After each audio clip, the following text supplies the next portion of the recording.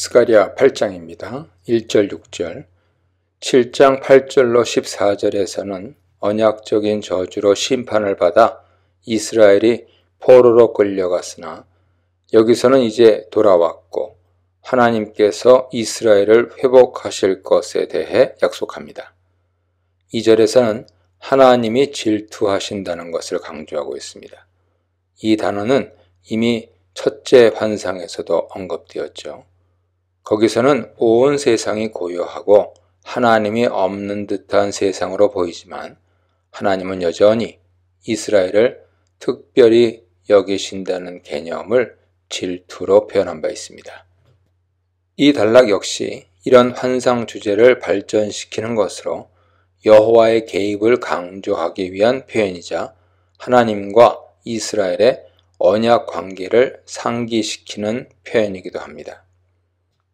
3절에 돌아와 하는 것은 스가랴서의 핵심 구절인 1장 3절에서도 나온 표현으로 여호와가 이스라엘을 회복시킬 것을 가리키죠. 예루살렘 가운데 거하리니 라는 표현은 여호와의 임재, 곧 언약 회복을 가리킵니다. 성막과 성전은 여호와가 거한다는 것을 상징하므로 예루살렘 멸망과 성전 파괴는 하나님이 이스라엘에게서 떠났다는 것을 의미합니다. 그러나 이제 이스라엘의 회복을 위해 하나님께서 예루살렘에 거하신다는 것은 다시 언약을 회복한다는 뜻입니다.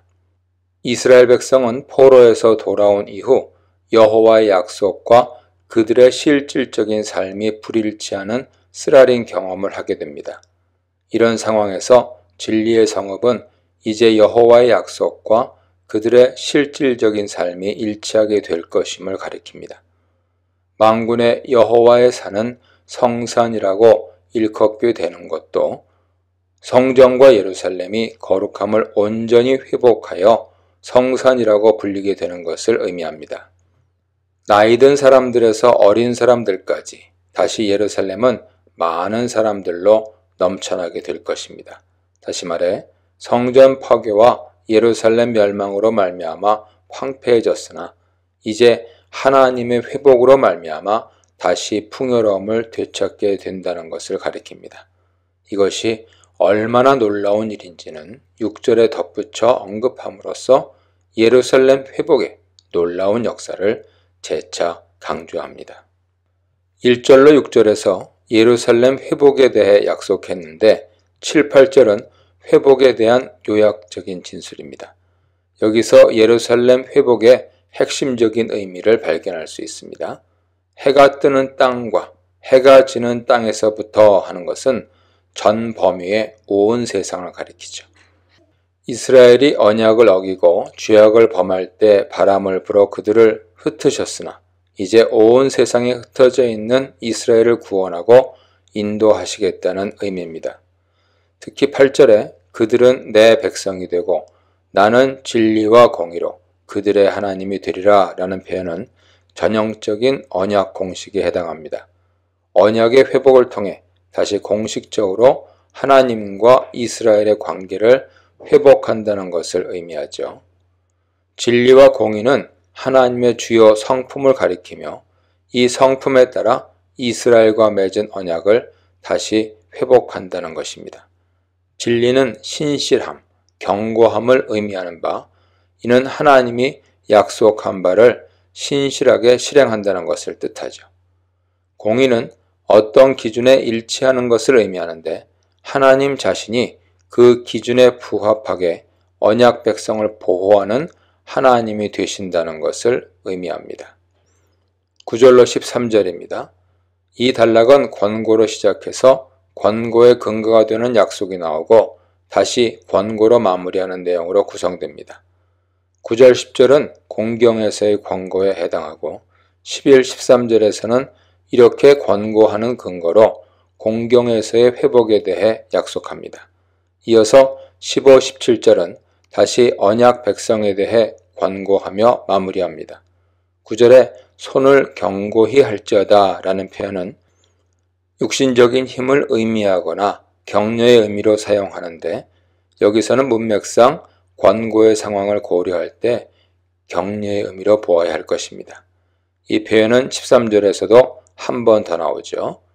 이스라엘 역사에서 중요한 전환점이 있었습니다. 그 전환점은 그들이 불순종의 삶에서 돌아와 선지자를 통해 주신 하나님 말씀에 순종하기 시작할 때였습니다. 바벨론이 페르시아에게 멸망할 때가 아닙니다. 포로에서 돌아올 때도 아닙니다. 선지자 학개와 스갈의 말씀을 듣고 성전 지대를 쌓던 날입니다. 당장 자기들이 살 집도 없었지만 주의 전을 먼저 짓겠다고 순종했을 때입니다. 그런 성전 건축이 중단된 상태입니다. 지금도 그들 안팎에서 회의적인 소리가 끊이지 않고 있었을 것입니다. 선지자는 그런 그들을 격려합니다. 너희는 손을 견고히 하라. 10절은 말씀에 순종하기 전, 즉 성전 재건을 중단했던 지난 16년간 현실 논리에 젖어 성전 건축을 중단했던 때에 그들의 형편이 어떠했는지를 말해줍니다. 사람도 짐승도 일한 대로 싹쓸 받지 못했습니다. 평안할 날이 없었습니다. 10절의 싹은 일에 대한 금전적인 대가뿐만 아니라 전반적인 보상, 상급을 의미하기도 합니다. 사람도 짐승도 싹을 얻지 못한다는 것은 이스라엘이 겪게 될 경제적 위기를 가리키죠. 10절에 내가 모든 사람을 서로 풀어주게 하였느니라도 이와 비슷한 맥락에서 경제적인 위기를 가리킵니다. 직역하면 곧 내가 모든 사람을 서로 등지게 했기 때문이다 라고 번역할 수 있습니다. 9절 10절에서는 공경 가운데서도 담대하라는 격려의 메시지를 전하면서 11절에서는 이제는 이런 공경에서 벗어나게 하겠다는 약속이 15절까지 이어집니다. 접속사 밥으로 연결되어 있으므로 그러나 라는 표현을 첨가하여 번역하는 것이 좋습니다. 그들이 순종하기 시작할 때 어떤 놀라운 변화가 시작될지를 11, 12절이 말해줍니다. 만군의 여호와의 말씀이니라. 이제는 내가 이 남은 백성을 대하기를 옛날과 같이 아니할 것인즉 곧 평강의 씨앗을 얻을 것이라. 포도나무가 열매를 맺으며 땅이 산물을 내며 하늘은 이슬을 내리리니 내가 이 남은 백성으로 이 모든 것을 누리게 하리라. 그들의 순종을 보고 제일 먼저 마음을 바꾼 것이 땅과 하늘이었습니다. 사람과 짐승의 수고를 헛되게 했던 땅과 하늘이 이제 마음을 바꾸었습니다. 하나님이 먼저 마음을 바꾸셨기 때문입니다. 이제는 내가 이 남은 백성을 대하기를 옛날과 같이 아니할 것인즉. 여기 평강의 씨앗에서 평강은 샬롬입니다. 10절에서는 대적들 때문에 출입이 평안하지 못했는데 이제는 평안이 찾아온 것이죠. 율법이 약속한 대로 순종한 백성들에게 땅이 풍성한 곡식을 내어놓을 것입니다. 지난날에는 곡식 종자, 씨가 창고에서 끊어졌고 포도나무와 무화과나무에 열매가 없었지만 이제 하늘이 이슬을 내리고 포도나무의 열매가 가득 맺히게 하실 것입니다. 이 축복은 남은 백성의 몫이 될 것입니다.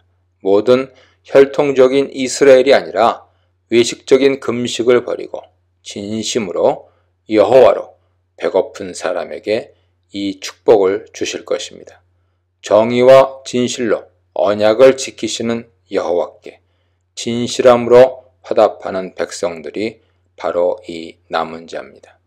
여전히 성전 짓기를 비난만 하고 조롱만 하는 구경꾼들과 회방꾼들도 있었습니다. 그들은 이 축복에서 제외될 것입니다. 이렇게 이방 가운데 저주거리였던 데서 구원하여 이제 이방이 부러워하는 축복이 되게 하셨으니 이제 더는 두려워할 필요가 없다고 하십니다. 뒤돌아보지 말고 환상으로 보여주신 그 미래를 향해 손을 견고히 하며 나아가라고 하십니다. 13절의 이방인 가운데서 저주는 바벨론 포로로 끌려가 이방인 앞에서 조롱거리가 된 비운의 역사를 가리킵니다. 신명기 28장은 언약에 불순종할 때 내릴 저주를 언급하는데 그 저주 가운데는 적의 패해, 포로로 끌려가는 내용도 포함되어 있습니다. 따라서 여기서 저주는 언약을 순종하지 않음으로 말미암은 언약적인 저주를 가리킵니다. 이스라엘은 언약에 불순종하여 율법에서 미리 예고한 대로 저주를 받았습니다. 그러나 이제 하나님은 미리 약속하신 언약대로 너희가 복이 되게 한다고 약속하십니다. 질투하시는 하나님, 손을 견고히 하라. 진리와 진실과 화평이 있는 공동체가 되라에 대해 묵상해 보시기 바랍니다. 스가랴 8장 14, 17절입니다. 11, 13절에서 회복에 대해 분명히 약속한 후에 손을 견고히 하라고 조언했습니다. 이제 14, 15절은 왜 그들이 두려워하지 않을 수 있는지를 말한 후 16, 17절에서는 이에 반응해 이스라엘이 어떻게 해야 할 것인지를 권고하고 있습니다. 이 내용은 이미 시내산 언약에서 선포된 10계명에 포함된 것으로 하나님의 성품을 반영하는 덕목들입니다. 하나님은 거룩한 하나님이시기에 자신의 백성 이스라엘에게도 거룩함을 요구하십니다. 하나님과 언약 관계를 맺고 하나님 앞에 나아가기 위해서는 언약 백성다운 모습을 갖추어야 할 것입니다. 14, 15절에서 선지자는 왜 이스라엘이 두려워할 필요가 없는지를 하나님의 성품을 통해서 말하고 있습니다. 하나님께서는 언약에 불순종하는 이스라엘 백성들에게 경노하여 재앙을 내리셨지만 이제 예루살렘과 유다 족속에게 은혜를 베풀기로 하셨기에 그들은 두려워하지 않아도 됩니다. 언약에 불순종한 이스라엘이 바벨론의 포로로 끌려가게 하셨으나 이제 뜻을 돌이켜 다시 그들에게 기회를 주시겠다는 의미입니다. 그의 노염은 잠깐이요 그 은총은 평생이로다. 저녁에는 울음이 기술할지라도 아침에는 기쁨이 오리로다. 시편 30편 5절이죠. 시편 기자의 말처럼 하나님은 곧 마음을 바꾸신 것입니다. 우리가 마음을 바꾸었기 때문에 하나님이 마음을 바꾸신 것이 아니라 그분이 은혜를 베풀기로 작정하셨기 때문에 우리가 돌이킬 수 있었던 것이죠. 그렇다면 이제 다시 기회를 주신 하나님이 그 은혜를 받기 위해 우리는 무엇이 필요할까요? 그것을 16, 17절이 말해줍니다. 그것은 정확히 그들의 열조가 버렸던 것이죠. 열조가 무시하고 듣지 않고 마음을 금강석 같게 하면서까지 외면한 말씀입니다. 여기 진리는 8장 3절에서도 언급된 바 있으며 하나님의 속성 가운데 하나로 언약 백성이 닮아야 할 덕목입니다. 16절의 성문은 광장 개념으로 거래나 재판이 이루어지는 장소죠. 공정하고 화평을 가져오는 재판을 권고합니다. 17절에 거짓 맹세하는 것은 5장의 환상에서도 죄악으로 지적된 바 있습니다. 또한 마음에 해하기를 도모한다는 것도 7장 10절에서 예루살렘이 멸망당한 이유를 제시하는 맥락에서 지적된 바 있습니다. 이 모두는 언약 백성으로서 지켜야 할 덕목들입니다. 18, 19절입니다. 7장 1절로 7절에서 제기됐던 금식 문제가 다시 언급됩니다. 5째 달 금식과 7째 달 금식은 이미 7장 1절로 7절에서 다루어졌습니다. 여기서는 금식과 관련된 문제를 확대해서 곧 단순히 베델 사람들이 묻는 금식만이 아니라 넷째 달과 10째 달을 추가해서 전반적인 금식을 가리키고 있습니다. 7장을 처음에 시작할 때 금식으로 시작하고서는 전반적인 문제로 확대하듯이 여기서도 역시 7장에서 이어져 오는 내용을 마무리하는 차원에서 금식을 다시금 거론합니다. 하지만 금식을 넘어서는 근본적인 회복의 약속은 8장에 나오는 예루살렘 회복에 대한 약속을 잇고 있습니다. 예루살렘 회복과 구원의 때가 되면 고통의 금식이 기쁨이 될 것이라고 선포합니다. 이전 금식은 성전 파괴와 예루살렘 멸망과 관계가 깊은 금식이었죠. 그러나 이제는 여호와의 승리로 말미암아 기쁨과 즐거움과 희락의 절기가 될 것입니다. 이는 성전 파괴와 예루살렘 멸망이 완전히 잊힐 정도로 회복되는 예루살렘의 온전한 모습을 의미합니다. 예루살렘 회복을 약속하면서도 이스라엘이 하나님 앞에 돌아옴에 대해 동시에 강조합니다. 여기서 우리가 엿볼 수 있는 사실은 금식 문제가 단순히 금식을 준수하느냐 그러지 않느냐의 문제가 아니라는 것입니다. 그것은 이스라엘이 하나님의 언약 백성으로 온전히 회복됨과 관련이 있습니다. 다시 말해 그들이 하나님께로 그들 삶의 중심을 온전히 돌이켰느냐 그러지 않았느냐의 문제와 관련이 있습니다. 하나님의 은혜로 말미암아 복을 누리는 이스라엘은 하나님 백성다운 삶, 언약 백성으로서의 삶으로 돌아와야 합니다. 진리와 평강을 사랑하라는 권고는 하나님의 성품이 그들의 삶에 온전히 반영되어야 한다는 것을 가리키죠. 이것은 이미 바로 앞에 8장 16, 17절에서도 비슷하게 언급된 바 있습니다.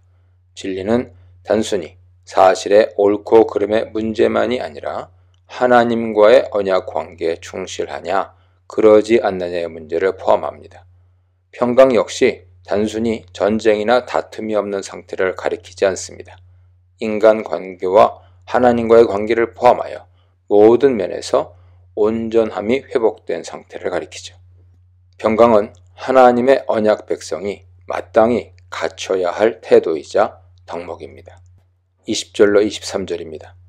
그날 주님이 돌아오셔서 진실로 화평을 사랑하는 백성들 가운데 거하실 때, 그리고 땅과 하늘이 이 백성을 위해 이슬을 내리고 곡식을 풍성하게 내어줄 때, 그리고 아무도 억울하게 고통당하는 사람이 없고 아무도 남을 해하려는 마음 없이 은혜로 사는 사람들로 가득할 때, 하나님은 이 공동체를 첫 이스라엘처럼 거룩한 제사장 나라로 사용하실 것입니다. 이스라엘이 기이하게 회복되고 축복을 받는 모습을 보고 온 열국이 이스라엘의 하나님께 나올 것입니다. 온 열방과 온 민족이 주께로 나와 예배하게 된다는 예언은 8장 13절에서 이스라엘이 복이 됨으로써 비롯되는 결과이기도 하죠. 이때 복은 개인적인 복의 의미를 넘어섭니다. 타자를 위한 혹은 타자를 향한 확대된 개념의 복입니다. 다시 말해 이스라엘 주변 나라들이 이스라엘로 말미암아 여호와께 나오게 되는 길을 얻게 될 것입니다. 이는 본래 아브라함 언약, 창세기 12장 3절이죠. 아브라함 언약과 시내산 언약을 체결하는 배경에서 드러난 하나님의 약속이자 이스라엘을 향한 목적이기도 합니다. 20, 23절은 온 민족이 주께 나오는 장면을 점차적으로 발전시키며 강화하는 방향으로 진행됩니다. 7, 8장 맥락에서는 바벨론에서 귀환한 사람들로 여겨지는 베델 사람들만 금식 문제를 제기하며 나와왔는데, 이제 20절에서는 여러 백성과 많은 성읍의 주민들로 확대됩니다. 이것이 22절에서는 성읍에서 나라로 확대되죠. 이렇게 점진적으로 온 민족이 주 앞에 나와 예배하는 것을 확대하는 것은 여호와의 약속이 점차 확고하게 이루어질 것을 생생하게 묘사하기 위함입니다. 23절에 옷자락을 잡는 행위는 복종하거나 충성한다는 표시의 행위일 수도 있고 도움을 구하는 행위일 수도 있습니다. 사울은 자비를 구하며 사무엘의 옷자락을 붙잡기도 했습니다.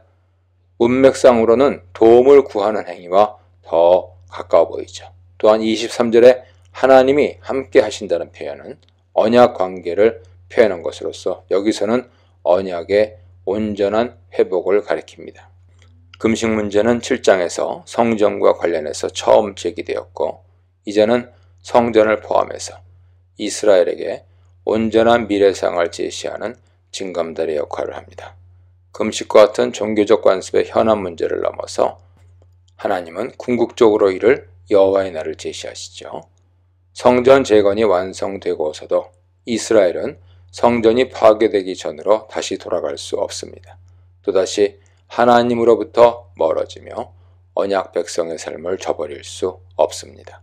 성전 재건은 온전한 의미의 회복, 이스라엘의 회복이 이루어지는 계기가 되어야 합니다. 그렇지 않다면 성전 역시 금식처럼 관습으로만 남고 그 의미는 퇴색할 것입니다. 성전은 본래 여호와의 거하심을 상징하며 이스라엘 백성은 성전 예배를 통해 자신들이 하나님의 언약 백성임을 확인받습니다. 여호와와 그의 백성의 관계가 온전히 회복됩니다. 온전한 관계 회복은 진리와 화평을 사랑하는 것으로 스스로 복이 됨을 통해 이루어집니다. 그때 온 민족은 여호와 앞에 나와 예배하는 일에 동참하게 될 것입니다. 이것이 성전 재건을 통해 하나님이 제시하신 미래의 청사진입니다. 금식이 변하여 희락의 절기가 되리라. 열국이 복을 받게 하는 통로가 되리라. 하나님의 동행하심을 드러내리라에 대해 묵상해 보시기 바랍니다.